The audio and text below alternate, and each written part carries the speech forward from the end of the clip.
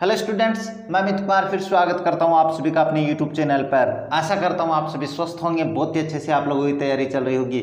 आज की इस वीडियो में मैं लेकर आया हूं 12th क्लास के स्टूडेंट्स के लिए पोइट्री की शानदार एक्सप्लेनेशन क्लास, और इसमें अपन सोल्व करने वाले हैं पोइट्री नंबर 1 और पोइट्री नंबर 2 के जो महत्वपूर्ण स्टैंजाज है, जिनके आने की संभावना आपके एग्जाम में 100% है, उनकी व्याख्या करने वाले हैं, उनकी एक्सप्लेनेशन करने वाले हैं। साथ ही मैं आप लोगों को बताऊंगा कि जो अपनी इंग्लिश में जो स्टैंजाज होते हैं उनकी एक्सप्लेनेशन की जाती है, उसका सही तरीका क्या है। तो आपको बिल्कुल कंप्लीट देखनी है क्लास, आपको बिना स्किप किए देखनी है।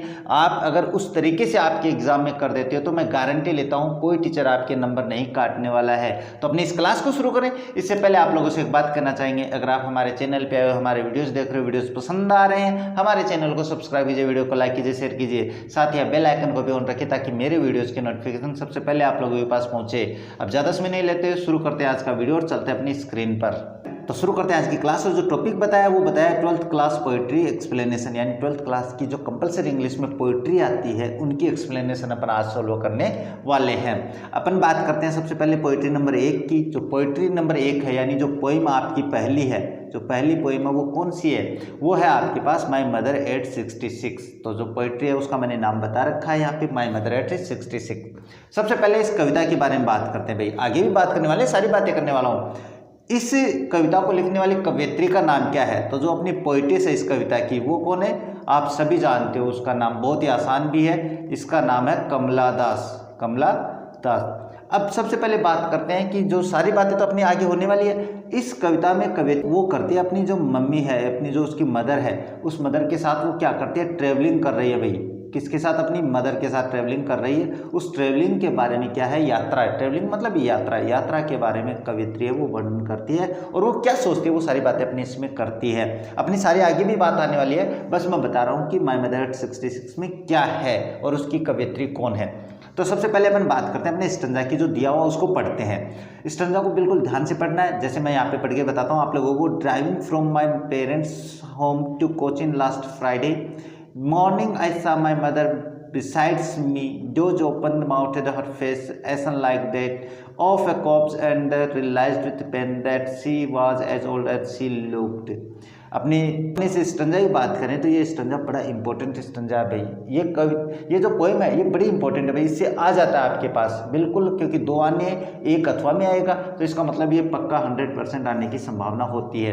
अब मैंने आप लोगों को बताया था कि मैं तरीका बताऊंगा कैसे करनी है आपको पोइट्री की एक्सप्लेनेशन, या जो स्टंजा उसकी एक्सप्लेनेशन कैसे करनी है। तो सबसे पहले उस स्टंजा का जो दिया हुआ है उसके 2 शब्द लेने हैं। उस शब्द अपनी जहाँ से आंसर शुरू कर रहे हो, जैसे मैं यहाँ से आपके पास क्या आंसर शुरू कर रहा हूँ, तो इस वाली लाइन में मैं 2 पहले शब्दों को लिखूंगा, इसके बाद डॉट डॉट करते हुए लास्ट में अपने जो स्टंजा के 2 वर्ड है वो लास्ट में लिखूंगा उसी एक लाइन में।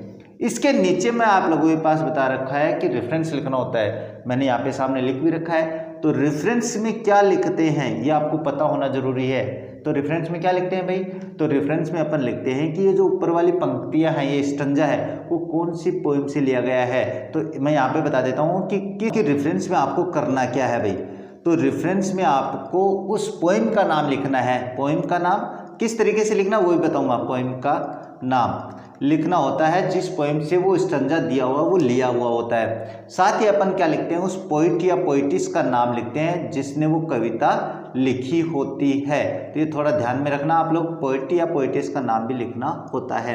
अब तरीका कैसे है लिखने का वो मैंने यहाँ पे लिख रखा है आप लोगों के सामने, आप ध्यान में रखना। जैसे रेफरेंस है उसको अंडरलाइन कर दिया, इसके नीचे वाली लाइन से आपको रेफरेंस लिखना शुरू करना है भाई, ध्यान में रखना। जैसे मैंने लिख रखा है, क्या लिखा है, these lines have been taken from the poem. ये आप किसी भी पोएम की रेफरेंस में काम में ले सकते हो। आपकी जो पासबुक है वहाँ पे तो अलग अलग होती है, लेकिन मैं आपको एक ही लैंग्वेज बताऊंगा, वो बताऊंगा these lines have been taken from the poem. इसके बाद में आपको जो इन्वर्टेड कॉमाज है उसमें आपको उस कविता का नाम लिखना है, माई मदर एट 66। अब ऐसा नहीं है कि दूसरी पोएम की कर रहे हो तो उसका नाम लिख दो, यहाँ पे जैसे जिसकी पोएम से लिया गया है, जिस पोएम से आया उसका नाम लिखना है। तो मैंने अपने स्टंजा कौन से लिया है, वो लिया माई मदर एट 66। तो फिर आपको क्या करना है, these lines have been taken from the poem my mother at 66, इतना तो आपको सेम रखना है। इसके बाद आगे मैंने बताया था कि कवि या कवित्री का नाम लिखना है। तो फिर क्या लिखोगे, this poem was composed by. ये लाइन भी आप प्रत्येक कवि का नाम बताने से पहले लिख सकते हो, किसी ऐसे नहीं बताना भाई एक ही लाइन में लिख दिया, तो आप ये लिख सकते हो this poem was composed by Kamala Das. बस कमला दास की जगह आपको पोइट का नाम चेंज करना है अगर दूसरी पोइट्री हो तो। फिलहाल तो मैं जो बता रहा हूँ उनमें से आने की संभावना 100% है। तो इस तरीके से आपको रेफरेंस कंप्लीट कर देना है। अब रेफरेंस के बाद आपको क्या लिखना है, वो आपको लिखना है कॉन्टेक्स्ट। क्या लिखना भाई, कॉन्टेक्स्ट लिखना है। अब ये कॉन्टेक्स्ट क्या होता है, इसके बारे में बात करें तो सबसे पहले तो इसका हिंदी अर्थ पता होना चाहिए कि कॉन्टेक्स्ट को हिंदी में क्या कहते हैं। तो हिंदी में कहते हैं इसको प्रसंग। क्या कहते हैं भाई, प्रसंग कहते हैं। अब प्रसंग में अपन लिखते क्या है वो थोड़ा सा भी पता होना जरूरी है, जिससे क्या है कि अगर आपको ये याद नहीं तो आप अपनी तरफ से भी बना सको। तो प्रसंग में जो पोइम है, अपनी जो कविता है जिससे वो स्टंजा लिया गया है, उस पोइम में क्या कहा गया है, क्या कहा गया है, ये बताना होता है। अब जैसे मैंने यहाँ पे आप लोगों के सामने लिख रखा है इन दिस पोइम, तो मैंने बताया ना इस कविता में। अब अपनी कविता के बारे में मैंने बता दिया आप लोगों को। In this poem the poetess describes the moment when she goes to his parents home. इस कविता में यानी in this poem the poetess describes, जो कवियत्री है वो वर्णन करती है। डिस्क्राइब्स यानी वर्णन करना। द मोमेंट, उन क्षणों का, मोमेंट का मतलब क्या होता है, क्षणों, बहुवचन है इसलिए क्षणों। When she goes to his parents home, जब वो अपने माँ बाप के घर जाती है, पेरेंट्स मतलब माँ बाप के घर जाती है। She tells about the journey which she had with her mother going to airport. वो इस कविता में और वर्णन करती है, उस यात्रा का वर्णन करती है जिसमें वो अपनी माँ के साथ कोचीन एयरपोर्ट पे जा रही होती है। तो ये देखो मैंने बता दिया which she had with going to airport, जब वो एयरपोर्ट जा रही होती है तो उस यात्रा का वर्णन करती है, अपनी माँ के साथ जाती है वो।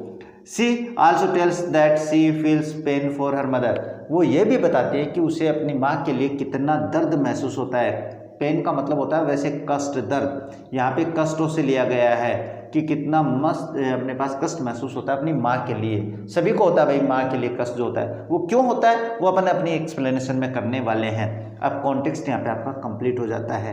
तो वो जो रेफरेंस है और ये जो कॉन्टेक्स्ट है, आप इस पोएम में से कोई भी 4 लाइन आ जाए, कोई भी स्टंजा आ जाए, उनके लिए दोनों सेम यूज कर सकते हो। इसका मतलब आपको चेंज करने की आवश्यकता ही नहीं है।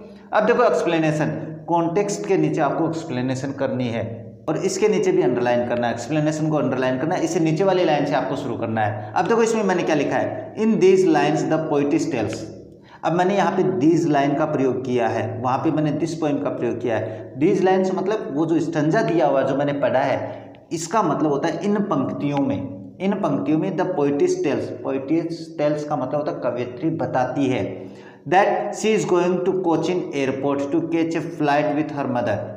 इन पंक्तियों में क्या कर रही है वो ये कह रही है कि वो अपने घर से कोचीन एयरपोर्ट पे जा रही है एक फ्लाइट पकड़ने के लिए, एरोप्लेन में जाने के लिए। तो ये तो आपको समझ में आ गया होगा। बाद में आगे क्या लिखा है, सी लुक्स एट हर मदर। अब during the journey, during the journey मतलब यात्रा के दौरान कवियत्री अपनी माँ को देखती है। तो सी लुक्स एट हर मदर यानी अपनी मम्मी को देखती है, मम्मी की तरफ देखती है। सी इज डोजिंग ओपन माउथेड। अब वो उसकी माँ क्या कर रही है, वो बेचारी वृद्ध हो चुकी है 66 वर्ष की, तो वो खुले मुंह से उबासी ले रही है, निंद्रा अवस्था में है। डोजिंग का मतलब होता है उबासी लेना या नींद आना, जिसको अपन कहते हैं निंद्रा अवस्था, जिसको अपन कहते हैं क्या, निंद्रा अवस्था जो होती है वो होती है डोजिंग हो। तो ये ध्यान में रखना आप लोग। इसके बाद आगे क्या बताती है, her mother is 66 year old. ये अपनी पोइट्री का भी नाम है, तो वो ये खुद बता रही है भाई मेरी माँ है वो 66 वर्ष की हो चुकी है। Her mother's face seems her ashen like that. अब यहाँ पे जो अपनी कवियत्री है वो अपनी माँ के चेहरे की तुलना कर रही है, किसके साथ कर रही है, एसन लाइक। एसन का मतलब होता है राख, यानी उसकी मम्मी का जो चेहरा है वो राख की भांति दिखाई दे रहा है। इसके अलावा और भी कंपैरिजन करती है और भी तुलना। एंड यहाँ इसके बाद में लिखा ना, her face seems to poetess pale like corpse. और उसको अपनी जो माँ का चेहरा है वो कॉप्स, कॉप्स क्या होता है भाई वो बता देता हूँ, मृत शरीर होता है, मृत जो शरीर होता है उसकी भांति उसको अपनी माँ का चेहरा बिल्कुल पीला दिखाई पड़ता है। मरने के बाद में आदमी का शरीर पीला पीला सा दिखाई देता है, क्यों, क्योंकि उसमें ब्लड है वो सूख जाता है, इसलिए। तो उसको अपनी माँ का चेहरा है वो बिल्कुल किसके भांति, राख की भांति और मृत शरीर के भांति दिखाई देता है, पीला दिखाई देता है। अब कंपेरिजन क्यों सुना सकता है भाई, ध्यान में रखना, कवियत्री अपनी माँ का चेहरा वो किससे तुलना करती है, तो अपने पास एक तो कोप से करती है, एक अपने पास क्या है एसन लाइक यानी राख से करती है। ये थोड़ा उनसे कंपैरिजन करती है, उसके बारे में बताती है कि उसकी तरह दिखती है, तो ये थोड़ा ध्यान में रखना। इसके बाद में her mother has become pale and weak because of advance stage, उसकी माँ वृद्ध हो चुकी है भाई, और इसके कारण से क्या है उसमें कमजोरी है और उसका पीलापन लिए हुए है, उसका चेहरा पीला है, उसको शरीर से कमजोर है, क्यों दिखाई दे रही है? एडवांस्ड एज का मतलब होता है बढ़ी हुई उम्र के कारण, बढ़ी उम्र दोनों लिखे हैं एडवांस स्टेज, तो बड़ी उम्र के कारण ऐसा आया है, ऐसा हो रहा है, ऐसा कवि को लगा भाई, अपनी कवियत्री को लगा। अब यहाँ पे आपकी एक्सप्लेनेशन कंप्लीट हो जाती है, बहुत ही ज़्यादा सरल है भाई, बहुत ही आसान भाषा में लिखी है, एक बार ध्यान से सुन लिए तो कंप्लीट कर दोगे। अब इसके एक्सप्लेनेशन के नीचे क्या करना है आप लोगों को, वो करना है क्रिटिकल नोट। अब ये क्रिटिकल नोट में क्या करते हैं, तो इसमें अपन विश्लेषण करते हैं भाई, किस चीज़ का, कि कवियत्री ने क्या किया है, कैसा लिखा है, वो सारा विश्लेषण अपन इसमें करते हैं। अब विश्लेषण में अपन क्या करते हैं, अपन बुराई भी बता सकते हैं, अच्छाई भी बता सकते हैं, तो हमें तो अच्छाई बतानी है, ज़्यादा बुराई करनी नहीं है अपन को। तो पहला जो पॉइंट है क्रिटिकल नोट में, वो मैंने क्या लिखा है, वो लिखा है the poet's beautifully portraits her mother. इसमें कवियत्री ने, मैंने जो लिखा वो लिखा है कि कवियत्री ने अपनी माँ का बहुत ही सुंदर चित्रण किया है। तो आप ये जब कविता पढ़ते हो तो देख लो, मैंने बताया बहुत ही सुंदर चित्रण का मतलब जब आप किसी का वर्णन करते हो और दूसरा बिल्कुल ये कल्पना करने लगे कि हाँ कैसा दिखाई दे रहा, वो होता है सुंदर चित्रण। तो कवियत्री ने किया है बिल्कुल, तो ये अपने क्रिटिकल नोट में आ गया। ये 2 नंबर पॉइंट है भाई यहाँ पे। अब इसमें मैंने क्या लिखा है, मैंने लिखा है she uses literary terms as simile and metaphors. अब ये जो पंक्ति है वो आप किसी भी पोइम में काम में ले सकते हो, किसी भी पोइम की जो एक्सप्लेनेशन है उसमें क्रिटिकल नोट नंबर जो 2 है वो लिख सकते हो 2 नंबर पे, 1 नंबर पे दूसरा लिखना है, वो मैं बताऊंगा आप लोगों को। इसका मतलब होता है कवित्री ने अपने पास जो सिमिली यानी मेटाफर, जो अलंकारिक जो वो शब्द होते हैं उनको काम में लिया है, जैसे सिमिली है, मेटाफर्स है। अब ये क्या होते हैं, इनके बारे में अलग से क्लास बनाऊंगा तब समझ में आएगा, ऐसे नहीं समझ में आने वाला है। तो यहाँ पे देखो ये जो लाइक शब्द है, यहाँ पे ये जो लाइक शब्द है वो सिमिली है, तो इसके बारे में थोड़ी डिटेल है वो अपन बाद में बात करेंगे, डिटेल से बाद में बात कर लेंगे। इस तरीके से आपकी नंबर 1 स्टैंजा वो कंप्लीट हो जाता है पोइट्री नंबर 1 का। अब बात करते हैं नंबर 2 की। नंबर 2 की बात करें तो दूसरा जो स्टैंजा है ये भी बड़ा इंपॉर्टेंट है भाई, यानी ये कविताएं बड़ी इंपॉर्टेंट है। और दूसरा स्टैंजा पहले मैं पढ़ता हूँ, उसके बाद आगे बात करते हैं। देखो क्या लिखा है, but sun put that thought away and looked out at young trees sprinting the merry children spilling off out of their homes and but after the airport security check standing a few yards away I looked again at her wan pale as late winter's moon and felt that old familiar ache my childhood's fear। अब ये stanza 2 है वो थोड़ा बड़ा तो है, आप कहोगे सर कंप्लीट आ सकता है, बिल्कुल आ सकता है, कंप्लीट भी आ सकता है, इनमें से 4 पंक्तियां भी आ सकती है। तो आप कहोगे सर आपने तो इसकी एक्सप्लेनेशन कंप्लीट की है, तो बहुत अच्छी बात है, ये तो आप एक्स्ट्रा लिखो, लेकिन आप एक्स्ट्रा में ऐसा मत कि कचरो ही लिख दो रहे, कचरो लिख दिया तो नंबर पक्का कटेगा, ये ध्यान में रखनी था ने। कचरो नहीं लिखना है, जो मैंने बताया है वो उतना लिख दोगे, अगर आप ज़्यादा भी लिख दोगे जितना मैंने बताया तो कोई फर्क नहीं पड़ने वाला, आपके नंबर कंप्लीट आने वाले हैं। अब देखो इसके बारे में बात करते हैं, तो इसमें मैं 2-3 चीज़ें आपको सेम लिखवाऊंगा। वो कौन सी, रेफरेंस जो मैंने बताई है वो आपको लिखनी है, कॉन्टेक्स्ट जो मैंने बता दिया है वही लिखूंगा। इसके बाद में बात करें तो क्रिटिकल नोट जो है, जो क्रिटिकल नोट है आप लोगों के पास वो भी सेम रहेगा। तो ये 3 चीज़ें तो आपको मैंने बता दी है भाई, बस अपन बात करेंगे इसकी एक्सप्लेनेशन की। तरीका वही रखूंगा जो मैंने पीछे रखा भाई। देखो बात करते हैं अपने इसकी एक्सप्लेनेशन की, तो देखो तरीका वही रखा है, बट सुन 2 शब्द पहले लिए, इसके बाद में मैंने डॉट डॉट करते हुए आगे लास्ट के 2 शब्द ले लिए हैं। अब देखो मैंने यहाँ पे रेफरेंस लिखा नहीं है, क्यों नहीं लिखा है, क्योंकि अपनी क्लास काफ़ी बड़ी हो जाती है भाई, तो रेफरेंस में वही लिखना है कि these lines have been taken from, these lines have been taken from the poem my mother at 66, उसके बाद में full stop, this poem was composed by Kamala Das. बस इतना ही तो करना है रेफरेंस में। इसमें अपने पास क्या लिखोगे, वही कविता के बारे में जो बातें मैंने बताई है। यहाँ पे रेफरेंस का नंबर हिंदी अर्थ नहीं बताया तो याद रखना, इसका हिंदी में कहते हैं संदर्भ, वहाँ पे नहीं बताया यहाँ पे बता दिया, कोई दिक्कत नहीं है। अब कॉन्टेक्स्ट में आपको वही बातें लिखनी है, कहीं ऐसा कैसा लिख के छोड़ के आ जाओ, आपको लिख लेना है कॉपी में जो मैंने बताया है। अब बात करते हैं इसकी एक्सप्लेनेशन की, जो स्टैंजा पढ़ा उसके बारे में।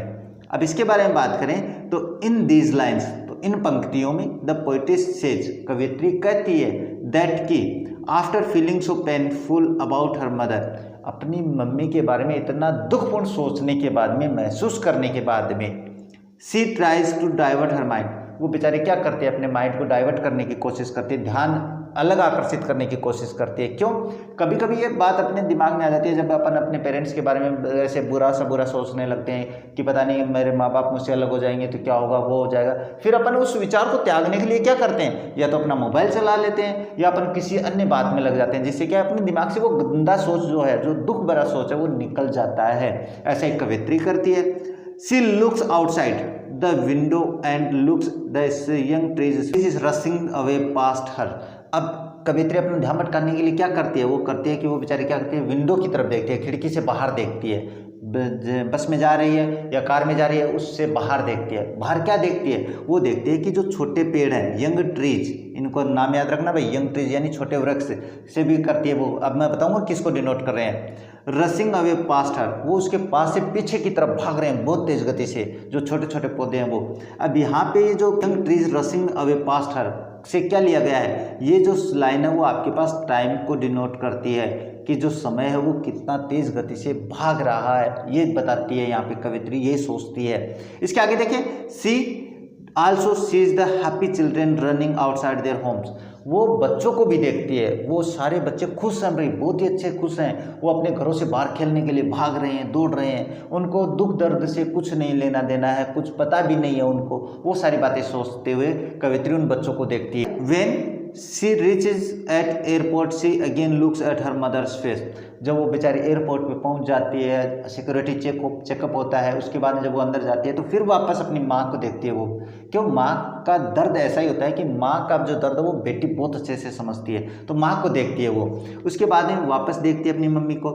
हर face seems like the late winter's moon, अब उसको चेहरा है, उसकी तुलना वो लेट विंटर्स मून, यानी जब सर्दियाँ जाने को सो होती है उस समय जब चंद्रमा आसमान में दिखाई देता है, उस चंद्रमा के जैसे उसको अपनी मम्मी का चेहरा दिखाई दे रहा है, अपनी माँ का चेहरा दिखाई दे रहा है। तो यहाँ पे लेट विंटर्स मून है, ये शब्द आपको ध्यान में रखना है कि तुलना किससे करती है या किससे नहीं करती है, तो वो सारी बातें मैं आप लोगों को आगे बताने वाला हूँ। लेट विंटर्स मून से तुलना करती है भाई। बाद आ गया, she fears that her mother will not survive more, उसको इस बात का दुख होता है कि उसकी माँ है अब ज़्यादा जिंदा नहीं रह पाएगी, सर्वाइव नहीं कर पाएगी। सर्वाइव का मतलब होता है जिंदा रहना, जिंदा रहना होता है, किसका मतलब, सर्वाइव का मतलब होता है, तो ये ध्यान में रखना। इसके बाद it was the same fear that she had in her childhood, और ये वही डर है जो उसे हमेशा बचपन में सताया करता था। कौन सा डर? अपनी माँ को खोने का डर। ये जो डर होता है ना, माँ को बाप को खोने का जो डर होता है वो प्रत्येक बच्चे को होता है भाई, और बच्चा बाद में इस भाव में आ ही जाता है कि मैं अपनी माँ को, अपने पिता को ना खो दूँ। एक लेसन था अपने पास 9th में, लॉस्ट चाइल्ड, वो बड़ा ही प्यारा लेसन था, उसमें बच्चा है वो अपने माँ बाप के लिए कितना रोता है, वो सारी बातें वहाँ पे की गई थी। तो हर एक बच्चे को अपने पास क्या, अपनी माँ या अपने पिता के लिए दुख होता है, ये कष्ट महसूस होता है कि मैं अपने माँ बाप से दूर ना हो जाऊं, तो वही कष्ट अपने कवियत्री को महसूस होता है इस स्टंजा में। अब बात करते हैं क्रिटिकल नोट के बारे में। तो क्रिटिकल नोट के बारे में बात करें तो the poet's beautifully पोर्ट्रेस the her mother, बिल्कुल वही लाइन लिखी है जो मैंने पहले स्टंजा में लिखी थी। और नेक्स्ट है, she uses literary terms as simile and metaphors. अब इस वाक्य में अपने पास सिमिली कहाँ पे है, तो यहाँ पे लाइक और द लेट विंटर्स मून। तो अगर मैं ये पूछूँ आप लोगों से कि जो कवित्री अपनी माँ का जो चेहरा उसका किस किस से तुलना करती है, तो अपने पास एसन से हो गया है, एसन मतलब राग से हो गया है, इसके बाद में कोप्स से हो गया है, तो ये भी ध्यान में रखना है, ये किससे, कोप्स से हो गया। इसके बाद में लेट विंटर्स मून हो गया भाई, लेट विंटर्स मून, ये मैंने यहाँ पे बता दिया, ये रहा। तो इसका मतलब अब आपके ऑप्शन में आ जाए कि किससे नहीं की है, तो ये ध्यान में रखना है, जो कल्पना तुलना की वो एसन से, कोप से और लेट विंटर मून से की गई है। इस तरीके से आपकी जो पोइट्री नंबर 1 है वो कंप्लीट हो जाती है। इसमें यही 2 स्टंजा है। अब ये स्टंजा अगर आप लोगों के पास छोटा भी आ जाता है तो आप ये जो मैंने करवाया है ये कंप्लीट कर देना, आपके नंबर नहीं कटने वाले हैं। अपनी तरफ से ऐड करो तो इतना मत कर देना कि पूरा आप कचरा कर दो उस पोएम का या उस एक्सप्लेनेशन का, ये ध्यान में रखना। तो अब बात करते हैं अपनी जो नेक्स्ट पोएम है, पोएम की बात करें तो वो आती है कीपिंग क्वाइट। अब कीपिंग क्वाइट की बात करें तो भाई ये इसमें अपने पास स्टंजा बहुत सारे हैं, तो मैंने इसके जो मोस्ट इंपॉर्टेंट स्टंजा है 2 वो मैंने सोल्व किए हैं। बाकी मैं आगे अगर टाइम रहा तो इसके सारे एक्सप्लेनेशन करवाने वाला हूँ, फिलहाल अपन 2 ही करेंगे। अब पहले बात करते हैं कि इसके पोइट कौन है भाई। इस कविता के पोइट कौन है, तो वो है आपके पास पेब्लो नेरुदा। पेब्लो नेरुदा, ये नाम याद रखना भाई। क्यों? क्योंकि अगर आपको नाम याद नहीं रहेंगे तो फिर आप अपने उस स्टंजा में भी तो आवश्यकता पड़ेगी ना आपको लिखने की, तो वो नहीं कर पाओगे। तो पेब्लो नेरुदा ने एक कविता लिखी है। इसमें अपने पास कवि ने बताया क्या है इस कविता में। इस पोएम में कवि ने चुप रहने के यानी शांत रहने के फायदे बताए हैं। शांत रहने के फायदे उनके बारे में कवि ने बताया है। अब वो सारी बातें तो अपन इसमें करने वाले हैं। तो सबसे पहले जो स्टंजा मुझे इंपॉर्टेंट लगा उसके बारे में बात करते हैं। वो है it would be an exotic moment without rush without engines we would all be together in a sudden strangeness. बहुत ही प्यारा सा छोटा सा स्टंजा है, बहुत ही सरल है, ज़्यादा टफ नहीं है। ये पोएम ही बहुत सरल है भाई। अब देखो इसके बारे में सबसे पहले बात करें तो तरीका वही अपनाना है। इट वुड, 2 वर्ड मैंने लिखे हैं यहाँ पे, इसके बाद में डॉट डॉट करना है, इसके बाद में सडन स्ट्रेंजनेस ये लिख दिया मैंने यहाँ पे, और इसी तरीके से आपको शुरू करना है। इसके नीचे तो नीचे वही रेफरेंस लिखना है। अब रेफरेंस मैंने बता दिया आप लोगों को क्या होता है, क्या लिखा जाता है इसके बारे में।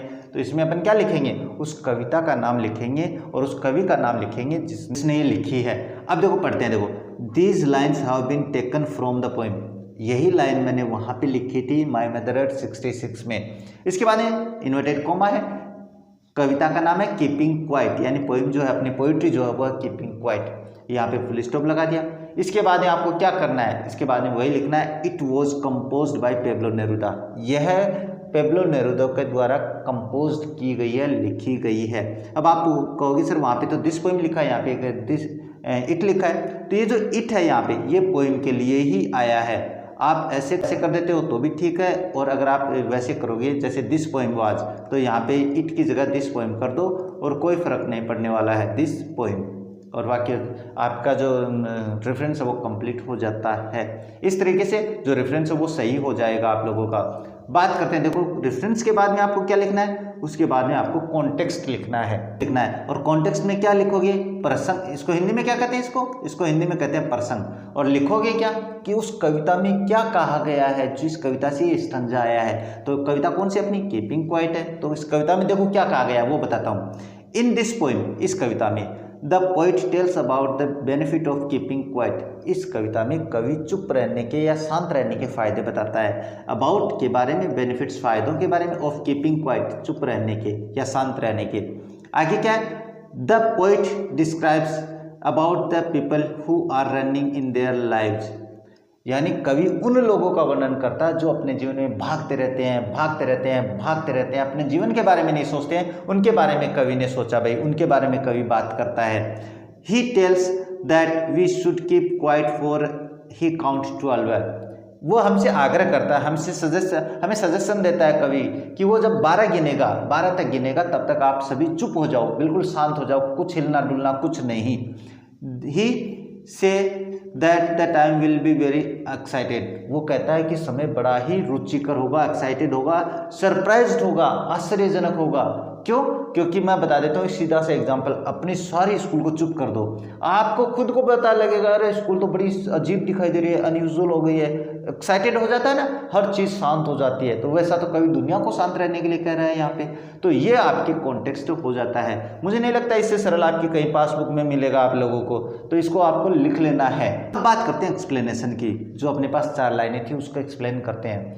एक्सप्लेन करें तो in these lines the poet says, इन पंक्तियों में कवि कहता है that when we will be quiet then the moment would be very unusual.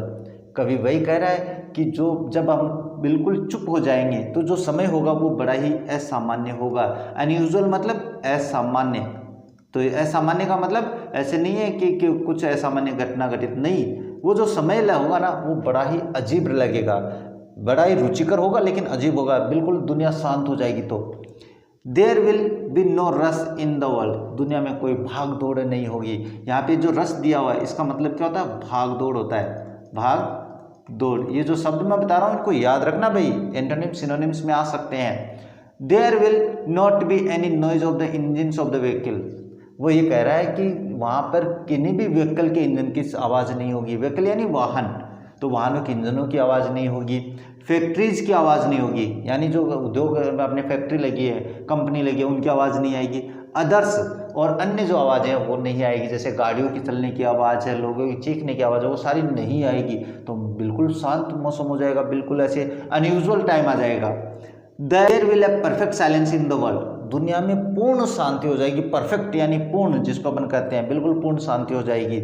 We will share over unusual experiences, और जब दुनिया में शांति हो जाएगी तो हम क्या करेंगे, हम बिल्कुल अपने जो अपने जो अनयूजुअल एक्सपीरियंसेस है, जो असामान्य अनुभव है, एक्सपीरियंसेस मतलब अनुभव, जिस अनुभव को अपन क्या करेंगे, महसूस करेंगे, अपने अनयूजुअल जो असामान्य जो अनुभव उनको शेयर करेंगे, बांटेंगे एक दूसरे से।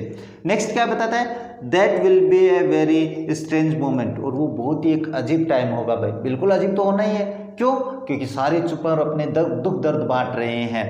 That will be a moment for inward, और ये जो समय होगा, मोमेंट यानी क्षण या समय जो होगा, वो अपने इनवर्ड, अपने अंदर आत्मा के लिए, जिसको अपन अंतरात्मा कहते हैं, अंतरात्मा के लिए होगा भाई, अपनी आंतरिक दृष्टिकोण है उसके लिए होगा।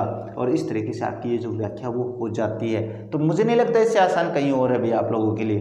क्रिटिकल नोट की बात करें तो देखो, मैंने बताया था ना कि the poet truly explains about humans activity, कवि ने बहुत ही अच्छे से मानव क्रियाकलापों का वर्णन किया है। बिल्कुल किया है, जब आप कविता पढ़ते हो तो आपको एहसास हो जाता है। तो ये तो मैंने आपने यहाँ पे लिख दिया।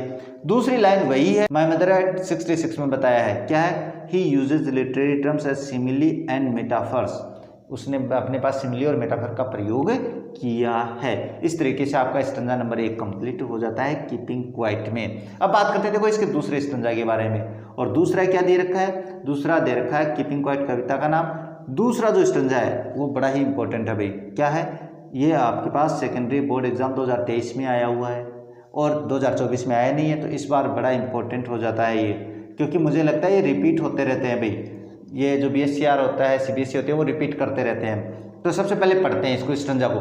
Fisherman in the cold sea would not harm whales and the man gathering salt would look at their hot hands. ये स्टंजा बड़ा इंपॉर्टेंट हो जाता है। अब पहले अपने बात करते हैं, तो इसका लिखने का तरीका वही है, फिशरमैन, मैंने एक ही शब्द लिखा है, इससे कोई फर्क नहीं पड़ता, आप एक लिखो, दो लिखो, डॉट डॉट किया, लास्ट में हॉट हैंड्स, दोनों शब्द लिख दिए भाई। तो इस तरीके से तो आपको लिखना है पहली लाइन में, से आंसर शुरू करो। इसके बाद आपको इसके नीचे क्या लिखना है, रेफरेंस। अब मैंने तो खाली छोड़ रखा है, आप खाली मत छोड़ देना, कहीं आप खाली छोड़ के आ जाओ, ये दिमाग मत लगा लेना। रेफरेंस में आपको लिखना है कौन सा, जो मैंने अभी कीपिंग क्वाइट के लिए बताया है, सेम लिखना है। क्या लिखना है, कहाँ से, these lines have been taken, ये सारी बातें मैंने बता रखी है, वहाँ पे लिख रखी है ऊपर साफ राइटिंग में, वो देख लेना, टाइप किया हुआ है मेरा। तो उसके बाद में it was compose bye Pablo Neruda, ये हो जाएगा।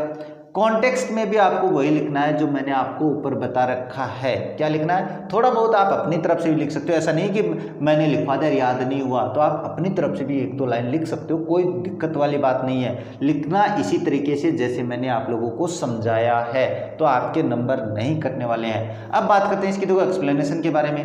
तो एक्सप्लेनेशन तीसरे नंबर पर आप लिख ही दोगे।